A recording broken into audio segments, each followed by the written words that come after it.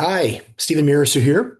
Wine of the week number five is arguably the best wine ever made in Livermore Valley. The 2017 Lineage was the first wine to ever receive a 100-point score from Livermore Valley.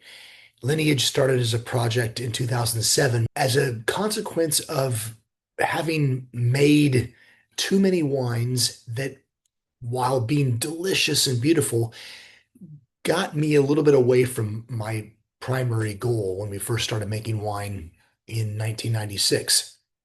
With our first vintage of Cabernet in 96, my goal was to make one wine from Livermore that I felt could compete in quality with the best wines from Napa and Sonoma and Paso Robles and any other region that professed to be a great winemaking region.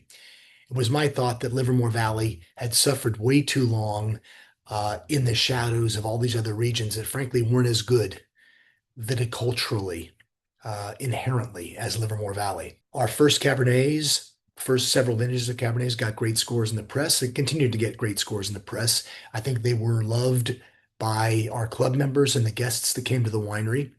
And as we started to expand our production to include wines that weren't Bordeaux varieties like Grenache and Syrah and Mourvedre and a variety of other wines, primarily for our wine clubs, I felt that we were getting away from that original impulse. Not every grape can be a world-class grape in a region. There are certain varieties, and we've figured out now that Cabernet Franc is that primary variety, can be of world-class quality in our growing area. Cabernet Sauvignon can certainly be of world-class quality too. In 2007, great harvest. The quality of everything that coming across the crush pad was spectacular.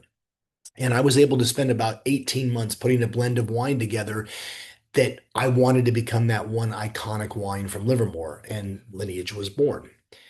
Lineage has done very well over the intervening now 20 some odd years, but in 2017, it would have been our 11th vintage. 17 is arguably, and not many people are going to argue this, but arguably the greatest vintage in the modern history of Livermore Valley. Everything came in ripe, but not too ripe.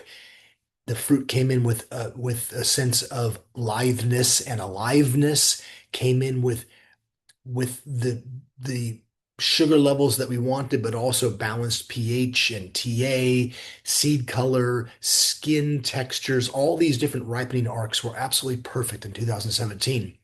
And the wine that we put together, which ended up being 75% Cabernet, 20% Merlot, and 5% Cabernet Franc, um, ended up becoming this absolutely gorgeous, exquisite, elegant, and powerful wine. The base wine, the base Cabernet, which is how we always end up making Lineage, we start with the Cabernet base first, was comprised of five different vineyards. That's the only time this has happened.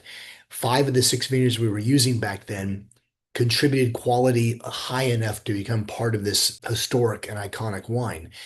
And that base put together uh, had so much complexity unto itself that the relatively small addition of Cabernet Franc wasn't needed necessarily to add more complexity to the wine, but certainly was added to add a sense of precision and a sense of drama and a sense of acidity. The Merlot piece, 20% from Guillemette Vineyard, was absolutely gorgeously opulent and added flesh to the bones that generally Cabernet Sauvignon comprises.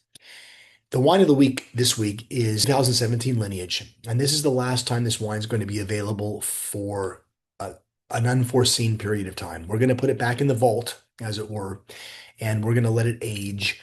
I've always felt this wine was a 30-year wine. I felt that this wine is going to continue to show maturation and more complexity over the course of 3 decades. As the wine enters its second decade, I'm even more sure that this is going to be one of those unicorn wines that continues to grow in depth and flavor and importance over time. And consequently, I think that it's time that gets put away. It's time that we let patience and perfect storage conditions add to its sense of majesty. But for this 1 week only, 30 bottles are left of the 17 vintage for purchase. It's $240 a bottle. And we hope that you get a chance to try this wine. It's absolutely stunning and will continue to be stunning for the next several decades. Thanks very much. Drink something delicious.